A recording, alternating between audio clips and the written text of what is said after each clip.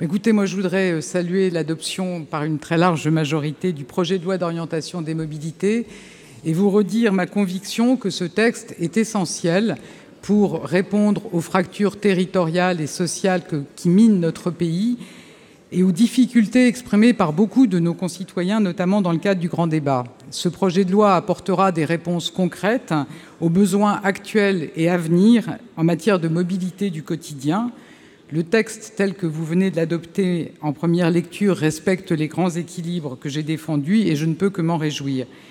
Je me félicite notamment du consensus qui existe sur l'un des principes structurants de ce projet de loi, à savoir la couverture complète du territoire par des autorités organisatrices en charge de la mobilité.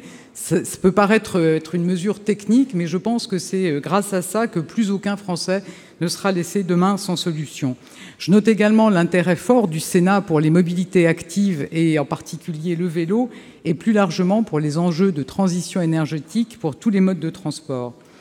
Enfin, concernant la programmation des infrastructures, je me réjouis que vous partagiez la priorité donnée au transport du quotidien et je remercie le Sénat d'avoir respecté l'économie générale de cette programmation. Même si j'ai eu l'occasion de le dire, je ne souhaitais pas que ce titre soit placé en tête du texte.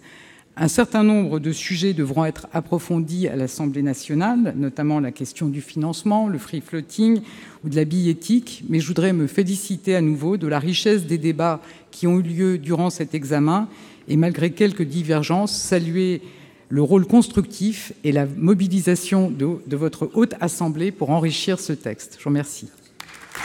Merci, Madame la Ministre.